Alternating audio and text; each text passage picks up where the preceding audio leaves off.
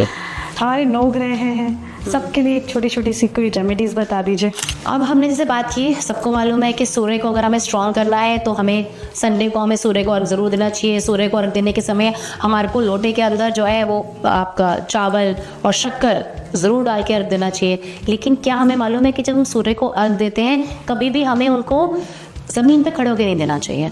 हमें अपने हमेशा अपने पैरों के नीचे ना कोई आसन रखना चाहिए, क्योंकि आप पूजा पाठ करते हैं ना तो किसी आसन में बैठ के पूजा पाठ करते हैं ना, मंदिर में भी करते हैं, अपने घर के मंदिर में भी करते हैं, तो आसन में बैठ के करते हैं।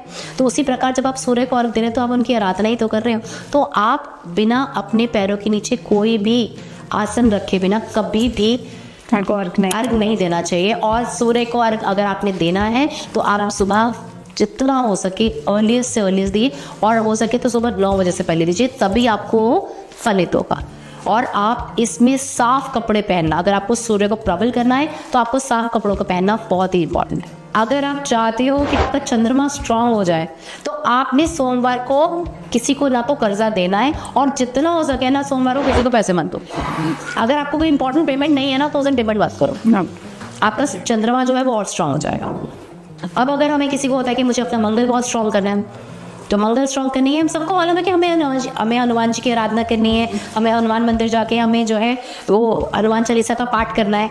लेकिन हनुमान चालीसा का पाठ करने के साथ साथ हमें गुड़ चने भी खाने हैं। गुड़ चने की जितनी सेवा लोगों को खिलाओ भी और खुद खाओ भी, देखना आपका मंगल कितना स्ट्रांग हो जाएगा। बुध है तो अपने बुध ग्रह को स्ट्रांग करें, ये हम कहते हैं ग्रीन चीज़ों का इस्तेमाल कीजिए, हरा रंग पहनिए और हरी चीज़ों का दान कीजिए।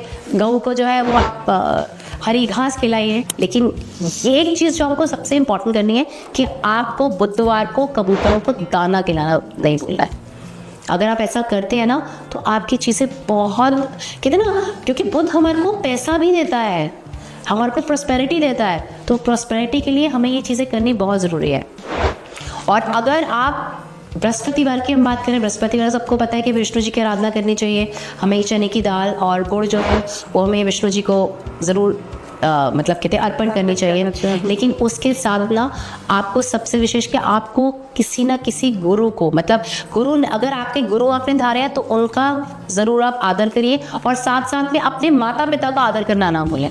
अगर आप चाहते हैं कि आप गुरु आपको सपोर्ट करें तो अपने माता पिता की आपको सेवा ज़रूर करनी चाहिए। और शुक्रवार के उपाय तो हम सबको मालूम ही है, क्योंकि शुक्र सबके लिए बहुत इंपॉर्टेंट है। तो शुक्रवार को हम बहुत से ऐसे उपाय करते हैं, लेकिन साथ ही साथ आप एक ऐसी चीज़ जो हम नहीं कर पाते हैं, हम में से क्या हम 100% लोग नहीं कर पाते हैं, किसी की चुगली नहीं करनी है। अगर आप चुगली करना छोड़ देंगे ना तो आप देखिएगा आपका शुक्र कितना स्ट्रांग हो जाएगा। और साथ ही साथ आप मछलियों को आटे की जो गोलियां बनाइए, और आप शुक्रवार को आप किसी भी पॉट में जहाँ पे मछलियाँ मिलती हैं वहाँ पे आप डालिए, आपका शुक्र देखिए कितना स्ट्रांग होगा। शनि के उपाय सबको मालूम ही है कि शनि के उपाय में हमें पीपल पे जो है हमें दीपक जलाना चाहिए। जो दीपक हम पीपल पे चढ़ाते हैं ना, उसको अगर आप मिट्टी की जगह अगर आप आटे का दीपक जलाएं सरसों के तेल का, तो आपको बहुत फलित होगा। लेकिन एक चीज़ का आपको मैंने विशेष बता दूं कि जो उपाय हम कर रहे हैं, अगर कोई भी नया उपाय हम करते हैं ना तन्वी जी, तो एक चीज़ का हमें विशेष ध्यान रखना है कि अगर हम उपायों की शुरुआत शुक्ल पक्ष से करते हैं तो उसका एक इम्पैक्ट अलग होगा। और साथ ही साथ कोई उपाय शुरू करने से पहले, शुरुआत करने से पहले अपने मन में संकल्प जरूर लीजिए कि ये उपाय मैं किस लिए कर रहा हूँ।